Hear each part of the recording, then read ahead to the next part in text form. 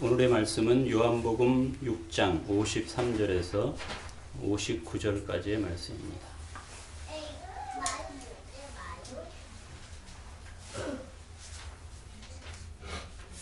예수께서 그들에게 말씀하셨다. 내가 진정으로 진정으로 너희에게 말한다. 너희가 인자의 살을 먹지 아니하고 또 인자의 피를 마시지 아니하면 너희 속에는 생명이 없다. 내 살을 먹고 내 피를 마시는 사람은 영원한 생명을 가지고 있고 마지막 날에 내가 그를 살릴 것이다. 내 살은 참 양식이요 내 피는 참 음료이다. 내 살을 먹고 내 피를 마시는 사람은 내 안에 있고 나도 그 사람 안에 있다. 살아계신 아버지께서 나를 보내셨고 내가 아버지 때문에 사는 것과 같이 나를 먹는 사람도 나 때문에 살 것이다. 이것은 하늘에서 내려온 빵이다. 이것은 너희의 조상이 먹고서도 죽은 그런 것과는 같지 아니하다. 이 빵을 먹는 사람은 영원히 살 것이다. 이것은 예수께서 가버나움 회당에서 가르치실 때에 하신 말씀이다. 하나님의 말씀입니다.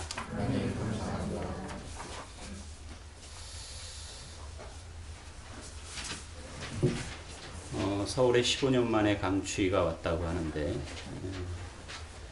서울이나 가평이나 오늘은 춥기는 마찬가지입니다. 경기도가 꽁꽁 얼은 것 같습니다. 서울과 함께 추위에 떨고 있는데 이 추운 날씨에 오늘 아침에 교회로 발걸음을 옮긴 이유가 뭘까?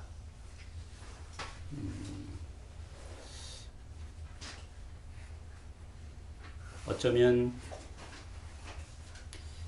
이 시간에 이 자리에 나와 앉아 계신 이유는 다 다를 겁니다. 나는 왜 이곳에 왔을까? 서울에 교회가 참 많은데 하필 이 시간에 이 교회에 나와서 앉아 있을까? 조금씩 다르기는 하겠지만 우리 모두가 갖고 있는 공통된 이유가 있을 겁니다. 교회 가면 오늘 이 시간쯤에 전국에 있는 모든 교회가 다 같은 예배를 드리고 있는데 그 많은 교회 중에 우리는 어느 교회를 선택하여서 그곳에 출석하면서 예배를 드립니다. 주일날 이 자리에 온 이유는 딱히 다른 이유가 없겠죠. 예배 드리러 오셨겠죠. 예배를 드린다고 할 때 예배는 하나님께 엎드린다는 뜻인데 우린 의자에 이렇게 기대서 예배를 드립니다. 자세는 이렇게 등을 딱 받치고 편안하게 앉아 있지만 마음은 우리 하나님 앞에 엎드렸다 이런 생각을 가지고 예배를 드리고 있습니다. 하나님이 나에게 가장 좋으신 분이고 그분이 내 삶의 중심이고 가장 귀하고 그분이 나를 가장 사랑하고 그래서 그 하나님을 예배하기 위해서 이렇게 모였습니다. 그래서 우리 무엇을 하든지 예배로 시작을 합니다.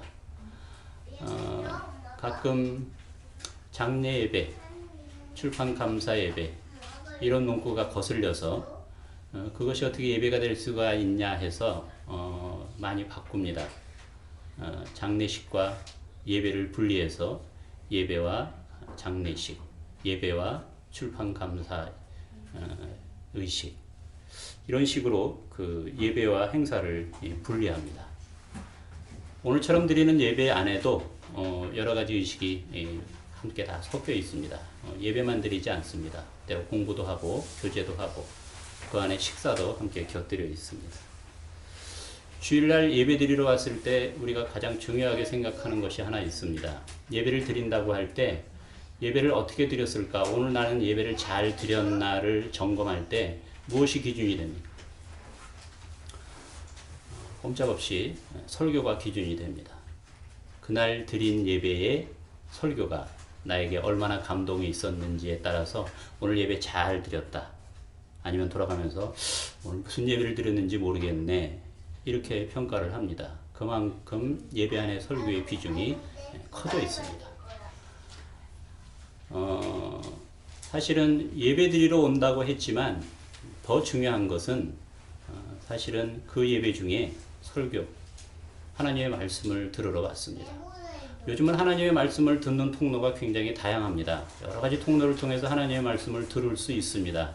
그렇지만 우리는 어떻게 하든지 이 시간만큼은 빼먹지 않고 반드시 참석하여서 예배를 드리려고 하고 그 예배 속에서 선포된 하나님의 말씀을 마음에 담으려고 이렇게 추운 날씨에도 교회를 향해서 몸을 움직였습니다.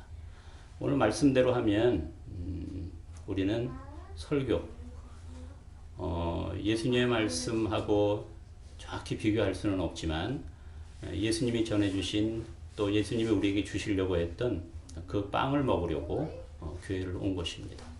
그러니까 주일날 이 추위를 무릅쓰고 교회를 온 가장 큰 이유는 예수님이 주신다고 했던 그 빵을 먹으려고 온 겁니다. 그러니까 성찬식도 합니다. 예수님이 친히 가르쳐 주시고 이걸 꼭 기념해서 쭉 이어가라고 말씀하신 그 뜻을 우리가 이어받아서 예수님의 살과 피를 떡과 포도주로 바꾸어서 우리가 예수님의 몸을 먹는 의식을 합니다. 성찬식을 늘 하지만 우리가 포도주를 먹는 것이 아니고 빵을 먹는 것이 아니라는 것을 압니다. 떡과 잔을 받으면서 우리는 이 예수님의 살과 피를 먹는다는 의식이기는 하지만 이 살과 피에 담긴 예수님의 본뜻을 받아 먹으려고 애를 쓰고 있습니다. 그래서 단순히 성찬 의식은 하지만 그 의식 안에 담겨져 있는 예수님이 우리에게 전해주시려고 했던 그 참뜻이 무엇인가를 짧은 시간이지만 마음에 새기기도 하고 맛으로 입으로 느끼면서 그것을 가슴에 담으려고 합니다. 예수님이 우리에게 하시려고 했던 것은 귀로 들어가 마음에 자리 잡아야 할 말씀을 먹이고 싶은 것이었습니다. 우리 그 말씀을 어떻게 먹나요? 입으로 먹나요? 귀로 먹나요? 눈으로 먹나요, 혹시? 예수님의 말씀을 눈으로 보고 입으로 맛을 보고도 예수님의 말씀이 무엇인지 모를 때가 훨씬 더 많습니다.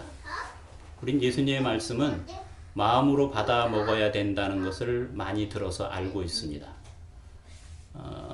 더러는 귀에 들리지가 않아서 마음으로 들어갈 여지가 없고 맛을 볼 수가 없어서 마음으로 들어갈 여지가 없지만 우리는 어떻게 해서라도 귀에 들린, 눈으로 본, 입으로 본 그 맛을 마음에 담으려고 애를 씁니다. 예수님의 말씀을 우리 마음으로 먹습니다. 과거 이스라엘 백성들이 하나님의 말씀을 듣고 보고 직접 손으로 만졌음에도 불구하고 하나님의 뜻을 마음으로 받아 먹을 수가 없었던 때가 있습니다. 저들이 아무리 보고 들어도 내 말을 도무지 알아듣지 못한다고 할 때 그들이 귀가 어두워서는 아닙니다. 마음이 어두워서 하나님의 말씀을 제대로 받지 못해서 도무지 나를 알지 못한다고 하나님이 탄식을 합니다. 우리 생명을 주는 빵을 먹으러 이곳에 왔습니다. 그러면 두 가지를 알아야 됩니다. 어떤 게 생명을 주는 빵인지 구분해야 되고 그 빵을 어떻게 먹어야 마음에 담는지 그것을 알아야 예수님이 약속한 그 빵을 먹고 살 수가 있습니다.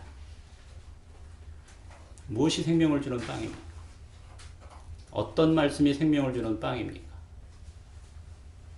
우리가 교회를 이미 다녔고 여러 교회를 다녔었고 그럼에도 불구하고 자꾸 갈급하여서 이것저것 두리번거립니다. 두리번거리는 이유가 뭡니까? 이것이 정말 예수님이 주는 빵일까? 이게 정말 예수님의 마음일까? 그것이 마음의 고민이 되어서 우리는 두리번거립니다.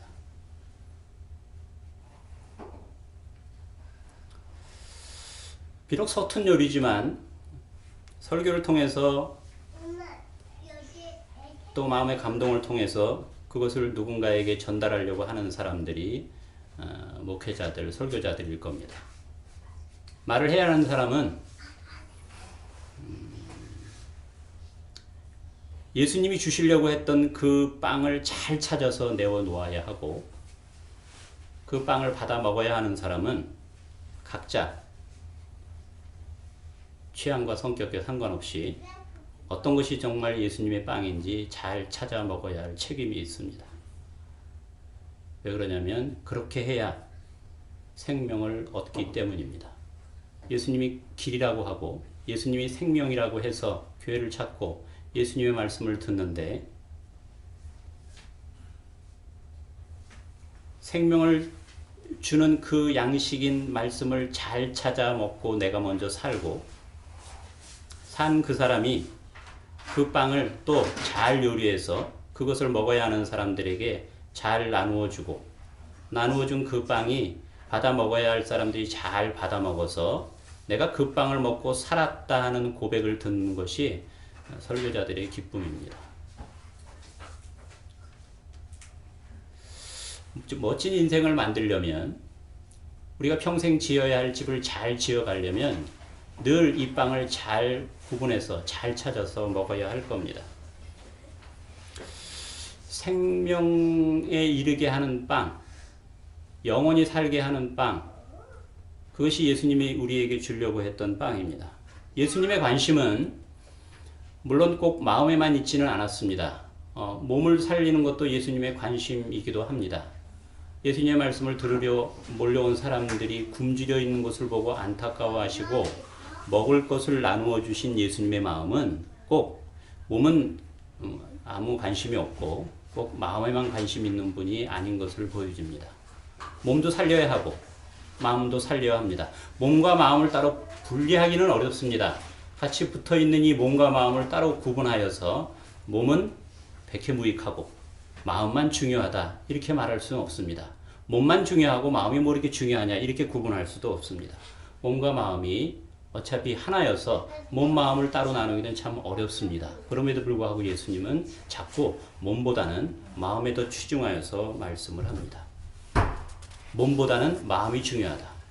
예수님이 먹인 떡과 물고기의 그 엄청난 일을 본 사람들이 예수님 곁에 몰려들 때 예수님이 이런 탄식을 합니다. 너희들이 먹고 마시고 배불러서 나를 찾는구나. 그것에 관심이 있어서 자꾸 나한테 몰려오는구나. 먹고 마셔서 배불리게 하는, 몸을 풍성하게 하는 그런 일에 관심 쏟지 말고 너희들의 마음을 배부르게 하는, 너희들의 영을 살리게 하는 그곳에 더 관심이 있었으면 좋겠다. 이렇게 몰려온 사람들에게 사실은 핀잔을 주기도 합니다. 예수님의 살과 피는 영생하도록 하는 양식이라고 되어 있습니다. 지금 나는 그 양식을 먹고 살고 있는가 질문해야 됩니다. 나는 살아있는가? 살아있죠? 몸이 살아있죠? 몸이 살아있으니까 산 것 같습니다. 예수님 주변에 몰려든 사람도 몸이 살아있어서 몸을 움직여서 예수님 곁에 온 사람들이기 때문에 살아있다고 생각한 사람들입니다. 더더군다나 하나님을 믿고 있기 때문에 더더욱 살아있다고 생각했습니다. 근데 배가 불러서 몰려온 사람들에게 예수님은 이렇게 반문합니다. 너희 조상들은 또 너희는 과거 만나를 먹고도 죽었던 조상처럼 지금 너희는 죽어 있지 않느냐 이렇게 반문하는 겁니다. 광야 생활 속에서 먹었던 하늘에서 내려온 그 만나는 아무리 상상을 해봐도 믿겨지지 않는 일입니다. 수고도 하지 않고 그저 하늘에서 내려온 만나를 먹고 이스라엘 백성은 40년 광야 생활을 했습니다. 그래서 이스라엘 백성은 살았다고 생각을 했습니다. 살아서 가나안 땅에 들어갔지만 사실 이스라엘 백성은 살아서 들어간 것이 아닙니다. 그들의 마음은 이미 죽어 있었습니다. 유일하게 산 사람은 몇 사람 안 됩니다. 하나님의 뜻이 뭔지, 하나님의 마음이 무엇인지, 하나님이 무엇을 바라는지 그것을 헤아리는 사람은 몇 사람 안 됩니다. 모세를 포함해서 그저 한두 사람 정도밖에 되지 않습니다. 그래서 이스라엘 백성들은 그 좋은 가나안 땅에 들어가서 만나를 먹고 40년 산 이스라엘 백성들은 가나안 땅에 들어가서 행복하게 산 것이 아니라 그곳에 들어가서 다 함께 망합니다. 그랬던 이스라엘 백성의 마음을 돌이키고 하나님의 마음을 다시 헤아려서 참 하나님의 말씀이 무엇인지, 진짜 만나가 무엇인지 찾아서 먹고 살아있는 것이 아니라 예수님이 오셔서 본 유대인들은, 당시 이스라엘 백성들은 죽어 있었습니다.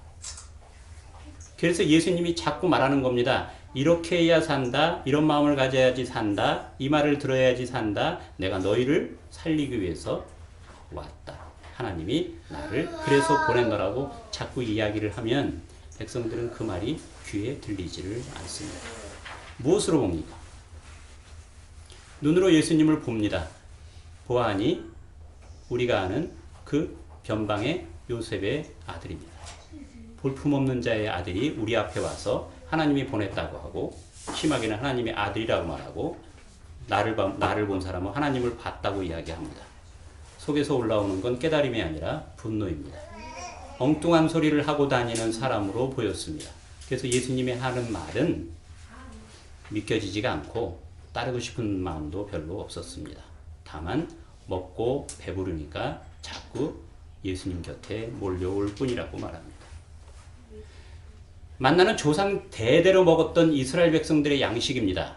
이 만나는 꼭 하늘에서 내려온 그 쌀알 같은 그것이기보다는 이스라엘 백성이 목수처럼 붙들고 있었던, 이것이 하나님의 말씀이야, 이것이 하나님의 뜻이야 라고 붙들고 있었던 당시의 가르침들입니다.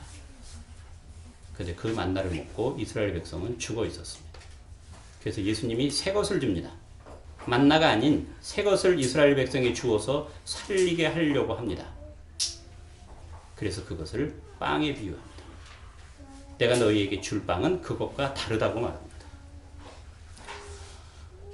사람들이 어렵다고 합니다. 제자들이 어렵다고 합니다. 예수님의 말씀은 듣기도 어렵고 실천하기는 더더욱 어렵습니다. 오히려 당시 이스라엘 백성들이 들었던 말은 상황은 어렵고 여건은 어렵지만 그저 그대로 따라하면 됩니다. 예배에 열심히 참석하면 되고, 드려야 할 헌금 열심히 하면 되고, 금식하라고 하면 금식하면 되고, 기도하라고 하면 기도하면 됩니다.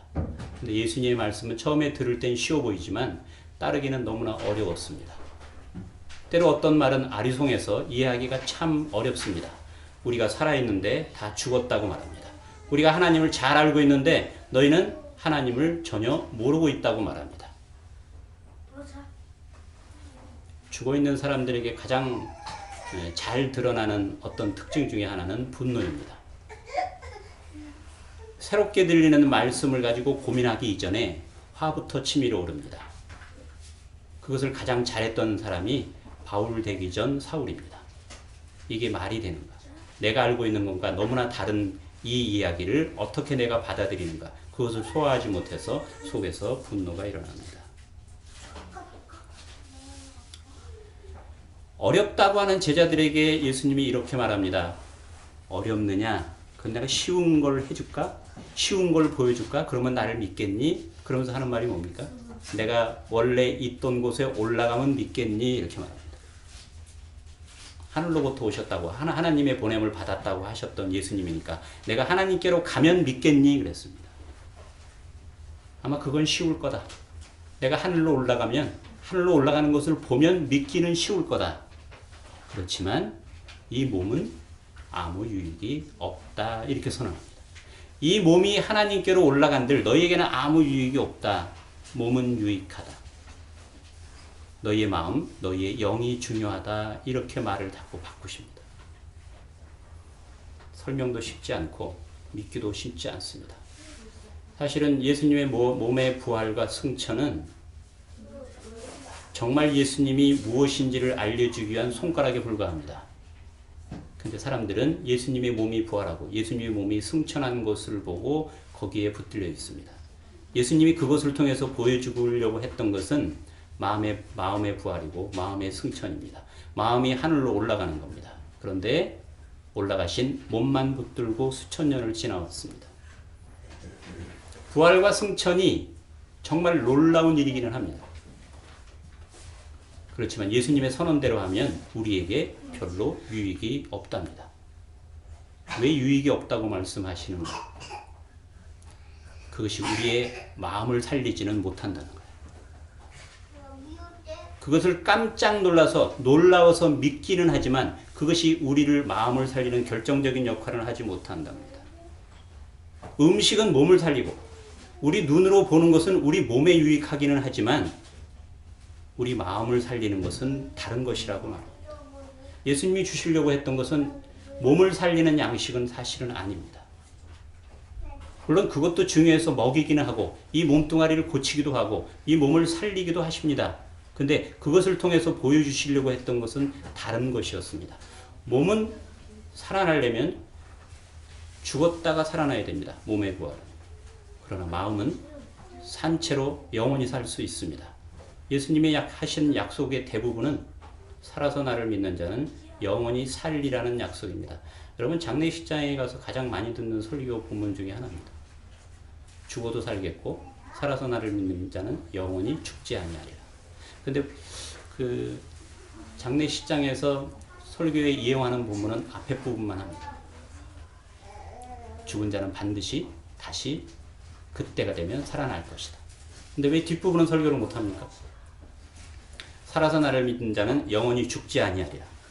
이 설교는 왜 못합니까? 따로 떼어놓고 해야 되죠. 같이 붙들려 있는 말씀으로 해석하면 어렵죠. 몸이 죽었다가 살아나는 것을 말씀하신 예수님이 이 몸이 죽기 전에 나를 믿었으면 영원히 살 수 있다는 말은 어떻게 설명해야 됩니까? 몸입니까? 마음입니까? 몸입니까? 영입니까? 예수님이 진짜 살리고 싶었던 것은 우리의 마음입니다. 예수님이 주신 그 빵을 먹고 살려내고 싶은 것은 사실 우리의 마음이었습니다. 마음이 죽었으면 그 몸은 이미 죽은 것이나 다름없기 때문입니다. 예수님이 보고 있는 사람들은 살아서 내 앞에 온 것 같지만 죽어 있는 사람으로 보였기 때문에 늘 안타깝고 속상했던 겁니다. 음식으로 먹었다면 우리 몸이 건강하면 됩니다. 예수님의 말씀을, 하나님의 말씀을 우리 몸이 건강한 데 도움이 되는 것이라고 생각하고 받아 먹어서 우리의 몸이 살쪘으면 됩니다. 우리의 가정 형편이 나아지는 것으로 하나님의 말씀을 받아 먹어서 그렇게 먹고 우리의 삶이 부해졌으면 됩니다. 그리고 하느님마다 하나님의 말씀 때문에 잘 되었다고 믿고 받아 먹었으면, 우리의 하는 일이 잘 되었으면 잘 받아 먹은 겁니다. 근데 하나님의 말씀이 그렇게 우리의 몸과 관련된 일을 살찌우고 잘 되게 하는 것으로만 쓰여진다면 예수님이 정말 주려고 했던 예수님의 몸을 우리가 제대로 받아먹지 못한 것일 겁니다.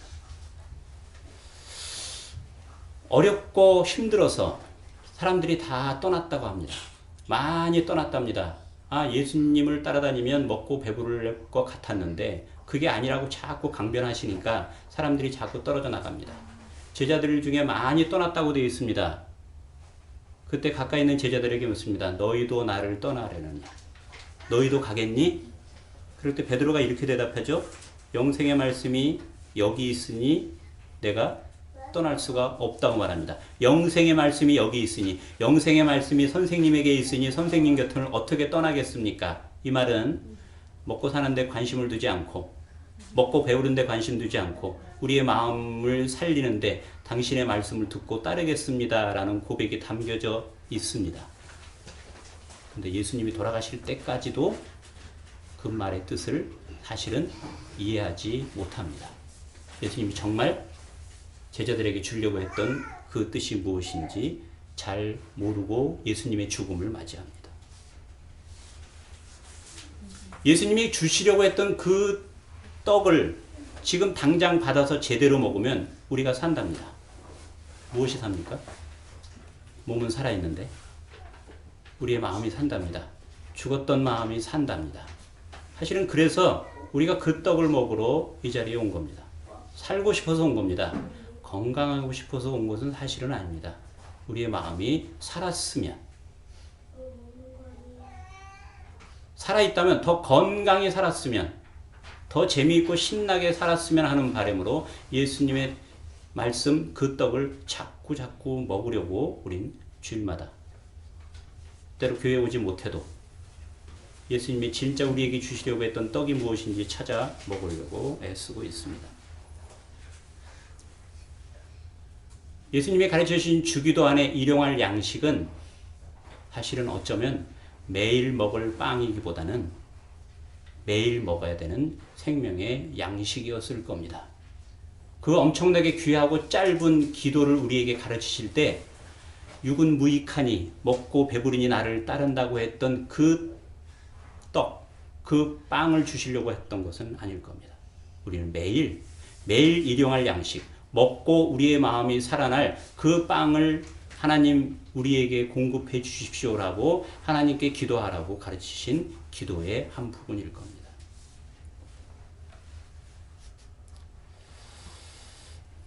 예수님을 믿는다고 하는 유대인들에게 우리가 선생님을 따르겠습니다라고, 영생의 말씀이 여기 있는데 우리가 어디에 가겠습니까? 라고 예수님을 따르는 사람들에게 예수님이 이 말을 덧붙입니다. 8장에 너희가 내 말에 머물러 있으면 참 내 제자이다.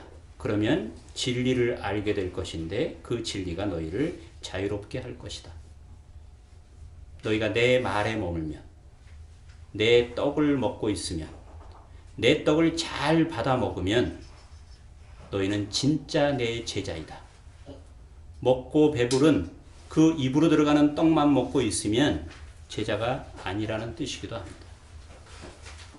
잘 먹고 있다면 그것이 진리인 것을 너희가 알게 될 것이다. 그 떡이, 그 가르침이 정말 우리를 살리게 하는 길인 것을 너희가 알게 될 것이다. 그것을 알고 그렇게 살아있는 너희는 정말 자유로울 것이다.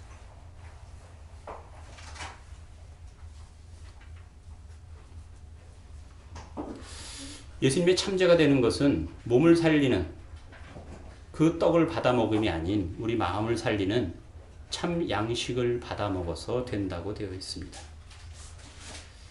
결국 우리가 참 자유를 누리고 행복을 누리고 살았다는 인생을 살기 위해서 먹어야 할 것은 몸을 건강하게 하는 그런 양식은 아닙니다. 아주 많이 그렇게 애타게 찾는 우리의 몸이 건강하고 우리 하는 일이 잘 되고 풍성해졌으면 좋겠습니다 하는 그 우리가 바라는 그 기도 안에 들어있는 그 꿈을 이루는 것이 우리를 살리는 것이 아니라고 말합니다. 우리가 이 자리에, 이 추운데 이 자리에 온 이유는 그것 먹기 위해서 온 것은 분명 아닙니다. 왜 두리번거리셨습니까? 왜 이곳에 가서도 우리의 마음이 허전하고 왜 그곳에 가서도 우리의 마음이 허전했었습니까? 그래서 우리는 자꾸 두리번거리면서 찾아다니다가 이곳까지 왔습니다. 우리는 왜 이곳에 머뭅니까? 다른 그 어떤 떡보다, 다른 그 어떤 빵보다 이곳에서 우리가 받아 먹을 수 있는 그 빵이 예수님의 그 빵이라고 믿기에 이곳에 모여 있는 겁니다.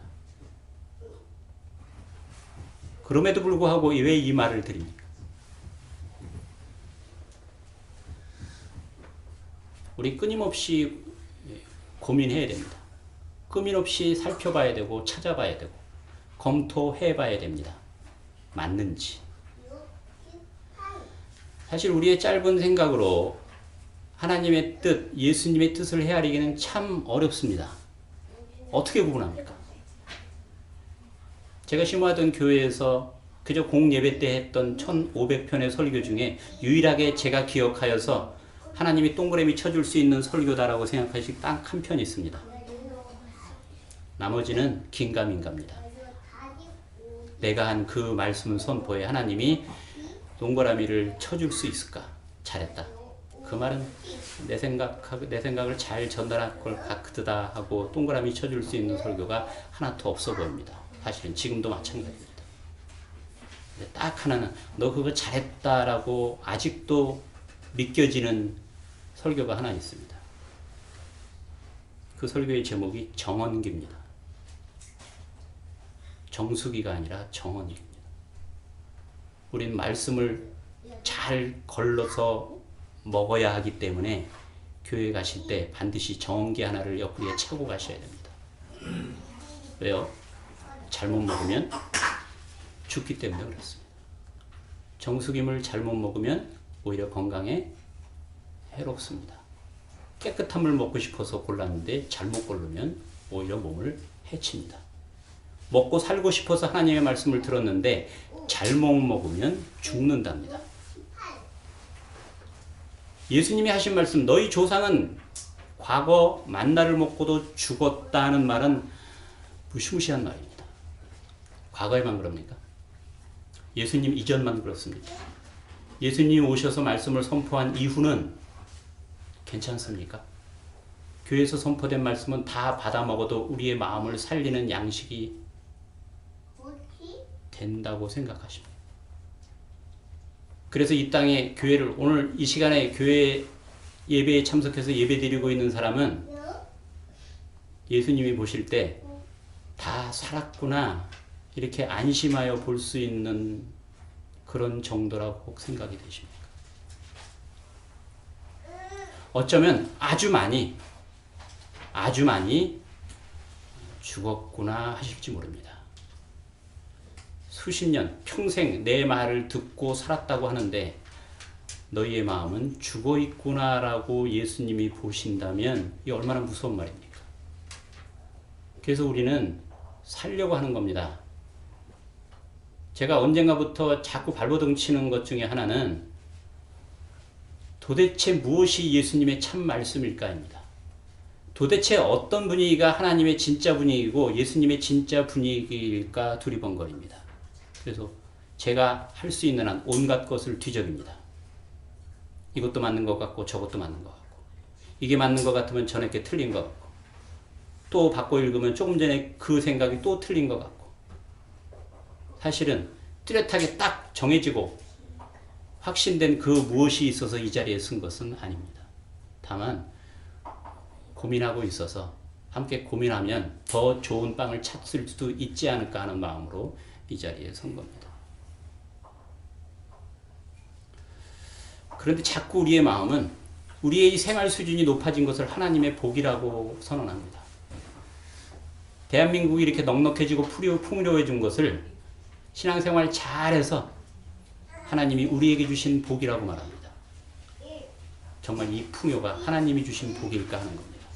그 복에 묻혀서 우리의 마음이 죽어버리면 그 얼마나 억울한 일입니까? 우린 예배 시간을 통해서 신앙생활을 통해서 두 마리 토끼를 다 잡으려고 합니다. 마음도 살고 우리의 몸도 살고. 그런데 자꾸 치우치는 것은 우리 몸에 치우쳐집니다. 몸이 살면 마음도 산 것 같습니다. 몸이 건강하면 마음도 산 것 같습니다. 우리가 거기에 많이 속습니다. 생활이 공핍하고 건강을 잃고 앞이 꽉 막혀 있음에도 불구하고 내가 그때 진짜 살았었지라고 되뇌일 때가 있습니다.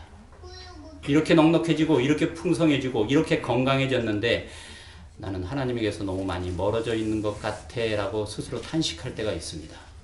어쩌면 반대일지 모릅니다. 이 몸의 건강과 풍요로움과 우리의 마음이 사는 것과는 굉장히 거리가 있는지 모릅니다. 버릇만 믿지 말아야 될 겁니다. 익숙한 거에 익숙해져 있으면 정말 중요한 것을 잊을지 모릅니다. 우리가 마트에 가서 무언가 하나를 살 때, 특히 식료품을 살 때 우리 주부들이 살피는 그 꼼꼼함이 있습니다. 열어보고 또 뒤집어보고 확인해보고 또 확인해보고 몇 푼 안 되는 거죠? 몇 푼 안 되는 건데 왜 자꾸 이렇게 뒤집어 봅니까? 과일을 살 때 왜 이렇게 많이 뒤집어 보십니까? 가능하면 좋은 것을 사려고 합니다. 내가 먹을 거니까. 우리 식구들이 먹고 우리가 아이들이 먹을 것이니까 점원이 어떤 눈치를 줘도 악착같이 살핍니다. 좋은 것을 얻기 위해서 그렇습니다. 하나님의 말씀을 대할 때 사실은 그것보다 훨씬 더 치밀하게 살펴야 될 겁니다. 그냥 좋은 것이겠거니 하고 받아 먹다가 많이 망했습니다.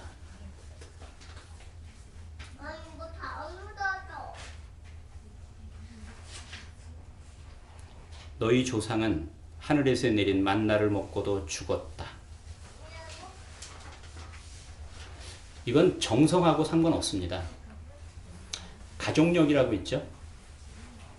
어머님이 정성껏 자식들, 식구들을 위해서 정성껏 요리를 해서 열심히 요리를 해서 참 오랫동안 함께 살았는데 그 그 어머님이 당뇨면 식구들 당뇨 위험이 있죠.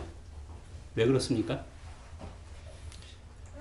식생활이 다는 아니지만 식생활이 꽤나 영향을 미치죠. 어머님이 식구들 당뇨 걸리게 요리한 것은 아니죠. 근데 열심히 했는데, 정성껏 했는데 식구들이 다 당뇨에 시달립니다. 저희 어머님이 당뇨로 돌아가셨어요. 저는 아직은 당뇨는 아닙니다. 근데 저희 두 여동생은 당뇨입니다. 당뇨 때문에 고생을 해요. 어머님 이어서. 아들에게는 안 물려주셨나 봐요. 제가 입이 짧아서 덜 먹어서 그랬는지. 저는 아직은 아닙니다. 근데 마음 한편에 어떤 생각이 있을까요? 동생 둘이 당뇨로 고생하고 있는데 나도 머지않아 언젠가 혈관계통, 혈압계통에 질환이 있는 분들 늘 그 고민 하시죠? 식구들이 아버님이 할아버님이 다 혈압으로 돌아가셨는데 그것도 50대에 돌아가셨는데 내가 50대면 어떻게 해요? 그냥 불안이 나이가 차면 찰수록 어머님이 그렇게 정성껏 우리에게 요리를 해주셨는데 그 정성에 빠진 것이 있었죠. 건강을 위해서 어떻게 해야 되는지. 신앙생활 열심히 하면 되는 것으로 되어 있어요. 열심히 빠지지 않고 쉼 없이 수고하고 봉사하고 남들보다 훨씬 더 많이 교회를 위해서 봉사하고 수고하면 그것이 내 마음을 살릴 수 있다고 생각을 했어요. 그런데 어느 순간 죽어있는 나를 봅니다. 그렇게 열심히 했는데도 불구하고. 왜 죽었을까요? 잘못 먹어서 그렇습니다. 하나님의 말씀을 먹었는데 죽었다. 최소한 그것은 아닐 겁니다. 예수님의 말씀을 제대로 먹었는데 죽었다. 그럴 리가 없잖아요. 그런 하나님, 그런 예수님을 우리가 왜 따릅니까?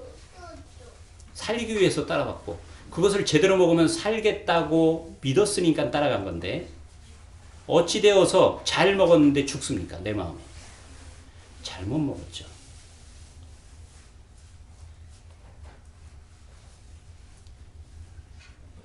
우리 앞에 빵이 있습니다. 우리 앞에 말씀이 있습니다. 죄송하지만 많이 뒤집어 보셔야 됩니다. 때로 복판을 열어보셔야 됩니다. 속에 곰팡이 안 났는지. 물론 겉부터 나죠. 그렇지만 숨어있는 곰팡이가 없는지 펼쳐보셔야 됩니다. 예수님이 우리에게 내어놓으신 그의 몸, 흘리신 피, 찢기진 그 살은 우리가 눈으로 보고 입으로 맛보아서 알 수 있는 것이기보다는 마음으로 들어가서 우리의 마음을 살릴 수 있는 것이었어야 합니다. 그런데 아주 많이 그렇지 못한 것이 사실입니다. 그것이 우리의 아쉬움입니다. 그래서 우리가 두리번거린 겁니다.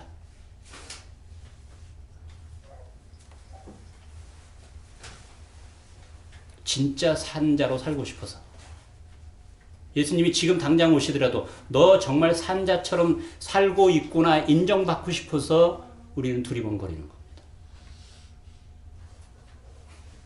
그리고 그것을 받아 먹을 수 있는 곳이 이 교회라고 믿기에 이곳에 온 겁니다. 제가 알기로는 아주 잘하신 겁니다. 애를 많이 쓰신 겁니다. 애를 많이 쓴 것만큼 우리에게 얻어지는 것이 있을 겁니다. 그렇게 해서 내가 살고 나 때문에 그 누군가가 산다면 그것처럼 좋은 것이 어디 있겠습니까? 내 영이, 내 마음이 예수님이 누렸던 그 안녕을 마음껏 누릴 수 있는 삶을 살고 싶어서 우리는 오늘도 이 추운데 교회에 와서 하나님의 말씀을 듣고 있습니다. 우리의 마음, 우리의 영을 살리는 영생하는 양식이 여기 있어서 우리가 이곳에서 그 양식을 먹으려고 합니다. 잘 살펴서 먹어서 저와 여러분이 정말 살았다고 하는 예수님의 인정을 받는 쭉 안녕한 삶을 살았으면 참 좋겠어요.